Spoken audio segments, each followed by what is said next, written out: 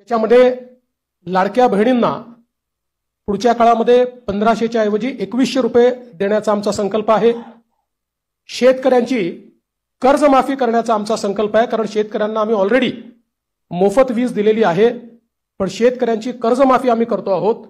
आणि त्यासोबत आम्ही भावांतर योजना आणतो आहोत, म्हणजे हमी भावापेक्षा जर कमी भावामध्ये मार्केटची खरेदी सुरू झाली तर हमी भावाने खरेदी तर करूच, पण ज्या ठिकाणी हमी भावाने खरेदी होणार नाही त्या ठिकाणी भावांतर योजना राबवून जो काही मधला डिफरन्स आहे तो थेट शेतकऱ्याच्या खात्यामध्ये टाकण्याचा निर्णय आम्ही घेतलेला आहे। आणि हे आम्ही मागच्या वर्षी देखील करून दाखवलं। आपल्याला कल्पना आहे की आंतरराष्ट्रीय बाजारपेठेमुळे कापूस आणि सोयाबीनचे भाव पडल्यानंतर आम्ही लोकसभेपूर्वी निर्णय घेतला होता की भावांतर योजनेतून आम्ही पैसे देऊ। आचारसंहिता संपल्याबरोबर ते पैसे थेट शेतकऱ्यांच्या खात्यामध्ये आम्ही दिले आहेत। आम्ही या ठिकाणी प्रत्येक गरिबाला अन्न आणि निवाऱ्याचा हक्क हा देण्याचा निर्णय घेतलेला आहे। आणि जी वृद्ध पेन्शन योजना आपण चालवतो, ज्याच्यामध्ये 1500 रुपये आपण देतो, ते 1500 रुपयावरनं 2100 रुपये आपण करण्याचं ठरवलंय। किंबहुना अशा प्रकारच्या सहाय्यतेच्या जेवढ्या योजना आहेत मागच्या काळामध्ये।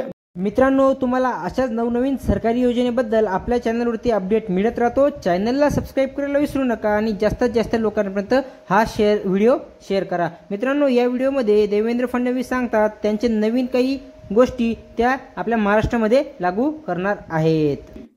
ही महाराष्ट्रामध्ये करण्याचं लक्ष्य आम्ही ठेवलंय।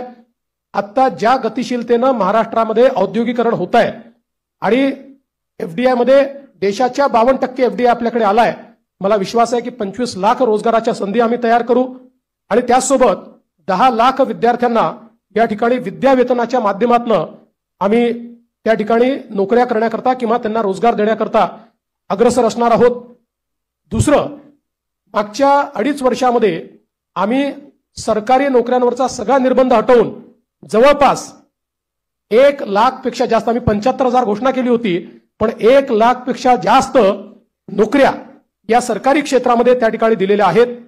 आणि यासोबत आमचा प्रयत्न आहे की जो गरीब किंवा मध्यमवर्गीय आहे याला सौर आणि अक्षय ऊर्जेचा वापर करून त्याच्या वीज बिलामध्ये 30% सूट हे आम्ही त्याला देण्याचा प्रयत्न करणार आहोत। त्यासोबत सरकार स्थापनेच्या 100 दिवसामध्ये विजन महाराष्ट्र 2029 अशा प्रकारचं एक विजन डॉक्युमेंट हे आम्ही तयार करू। विज्ञान आणि तंत्रज्ञानाच्या क्षेत्रात आम्ही महाराष्ट्राला पहिल्या क्रमांकावर कसं ठेवायचं हा आमचा प्रयत्न असेल। मेक इन महाराष्ट्राचं जे धोरण आहे ते अधिक प्रभावीपणे राबवून याला मोस्ट प्रेफर्ड डेस्टिनेशन अशा प्रकारची परिस्थिती आम्ही तयार करू। महाराष्ट्राला फिनटेक आणि एआय याचा हब म्हणून आम्ही तयार करू। फिनटेक आणि एआय मध्ये सर्वात जास्त पुढच्या काळामध्ये रोजगाराची निर्मिती होणार आहे आणि त्याचं सर्वात मोठं केंद्र हे महाराष्ट्र असेल।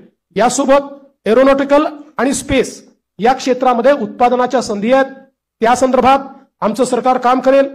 आम्ही असं ठरवलंय की शेतकरी या ठिकाणी जे काही खत खरेदी करतात त्याच्यावर जो एसजीएसटी आम्हाला मिळतो तो एसजीएसटी आम्ही शेतकऱ्यांना परत करणार आहोत।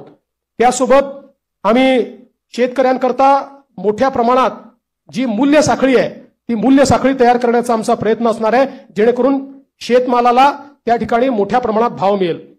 2027 पर्यंत आता महाराष्ट्रामध्ये 11 लाख लखपती दिदी आम्ही तयार केलेल्या आहेत। 2027 पर्यंत 50 लाख लखपती दिदी या महाराष्ट्रामध्ये तयार करण्याचा आमचा संकल्प आहे। अक्षय अन्न योजना ही गरिबांकरता सुरू करण्याचा आमचा संकल्प आहे। आणि या ठिकाणी महारथी म्हणजे Maharashtra advance robotic and AI training hub initiative या नावानं मोठ्या प्रमाणात लॅब्स आम्ही तयार करणार आहोत, ज्यातनं या क्षेत्रातली ट्रेन मॅनपॉवर ही आपल्या कॉलेजेसमध्ये आणि शाळेमध्ये सुरू होईल आणि पुढच्या काळात ती पूर्णपणे तयार असेल। महाराष्ट्रामध्ये कौशल्य जनगणना आम्ही करणार आहोत, स्किल सेन्सस, आणि त्या स्किल सेन्ससच्या आधारावर वेगवेगळ्या सेक्टरमध्ये कुठे इंटरव्हेन्शन करण्याची गरज आहे आणि कशा प्रकारे त्या स्किलचा वापर करण्याची गरज आहे याचा प्रयत्न आम्ही करणार आहोत। यासोबत छत्रपती शिवाजी महाराज आकांक्षा केंद्र हे आम्ही तयार करणार आहोत, ज्याच्यामध्ये कोवर्किंग स्पेसेस असतील, इन्क्युबेशनच्या सुविधा असतील, ज्यातनं स्टार्टअप्समध्ये मोठ्या प्रमाणात विद्यार्थी असो किंवा स्टार्टअप करणारे जे नवतरुण असतील या सगळ्यांना एकत्रितपणे शेअर पद्धतीनं सगळ्या प्रकारच्या प्लग अँड प्लेच्या सुविधा आम्ही देऊ. त्यांना इन्व्हेस्टमेंट न करता आपला व्यवसाय हा त्या ठिकाणी सुरू करता येईल. उद्योजकांना देखील नवीन उद्योजक तयार करण्याकरता 15 लाखापर्यंत बिनव्याजी कर्ज हे देण्याचा आमचा प्रयत्न आहे. आमचे जे विविध महामंडळ आम्ही तयार केलेले आहेत विविध घटकांकरता त्यांना हे बिनव्याजी कर्ज 15 लाखापर्यंत देण्याचा आमचा निर्णय. यासोबत ओबीसी असतील, ईबीसी असतील, ईडब्ल्यू असतील, एनटी असतील, व्हीजेएनटी असतील आणि अर्थातच एससी आणि एसटी असतील या सगळ्यांना शिक्षण शुल्क आणि परीक्षा शुल्काची प्रतिपूर्ती करायची हा निर्णय देखील या ठिकाणी आम्ही घेतलेला आहे. युवांमध्ये मोठ्या प्रमाणात फिटनेस असला पाहिजे या दृष्टीनं स्वामी विवेकानंद युवा आरोग्य आणि फिटनेस कार्ड हे आम्ही तयार करणार आहोत आणि युवांच्या फिटनेस करता एक मोठी मोहीम हातामध्ये घेऊन क्रीडा क्षेत्रामध्ये आणि फिटनेसच्या क्षेत्रामध्ये मोठ्या प्रमाणात संधी उपलब्ध करून देण्याचा आमचा प्रयत्न आहे. गडकिल्ल्यांच्या विकासाकरता प्राधिकरण हे तयार करण्याचा आमचा मानस आहे. मागच्या काळात काही गडकिल्ल्यांकरता आपण केला पण सर्व गडकिल्ल्यांचं संवर्धन करणारं एक प्राधिकरण हे या ठिकाणी आम्ही तयार करणार आहोत.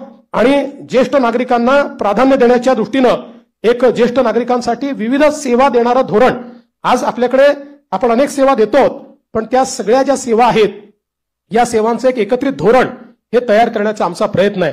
एकूणच जर आपण विचार केला तर प्रधानमंत्री महोदयांनी आपल्याला जो काही संदेश या ठिकाणी दिलाय की गरीब, शेतकरी, महिला आणि युवा हे जे 4 घटक आहेत जे विकसित भारत तयार करणार आहेत या 4 घटकांना समोर ठेवून आणि त्यांच्यासोबत सिनियर सिटीजन्सला सोबत ठेवून सर्व जाती धर्माचे लोक हे या ठिकाणी आमच्या योजनांमुळे लाभान्वित होतील अशा प्रकारचं एक संकल्पपत्र तयार केलंय.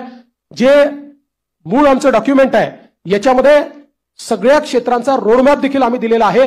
त्या क्षेत्रांमध्ये काय होणार आहे हे देखील आम्ही सांगितलेलं आहे. आता मी त्यातले फक्त 25 हायलाइट आपल्याला सांगितलेले आहेत. आपण जर आमचं पूर्ण डॉक्युमेंट वाचलं तर याच्यामध्ये कुठलंही क्षेत्र सुटलेलं नाही. सगळ्या क्षेत्रामध्ये विकसित भारताचा रोडमॅप हा आम्ही मांडलेला आहे. विकसित महाराष्ट्राचा रोडमॅप मांडलेला आहे आणि आमचा प्रयत्न आहे जसं आता सुधीर भाऊंनी सांगितलं की या ठिकाणी आम्ही अर्ध्या ट्रिलियनचा मार्क महाराष्ट्राने पार केलाय आणि महाराष्ट्र देशातली पहिली $1 ट्रिलियन इकॉनॉमी करण्याकरता आम्ही सगळे संकल्पित आहोत. या दृष्टीनं ह्या संकल्पपत्र आम्ही तयार केलाय. हे संकल्पपत्र तयार करण्याकरता सन्माननीय सुधीर भाऊ मुनगंटीवार आणि विनयजी सहस्त्रबुद्धे यांच्यासोबत ज्या टीमने काम केलं त्या टीमचं मी मनापासून आभार मानतो.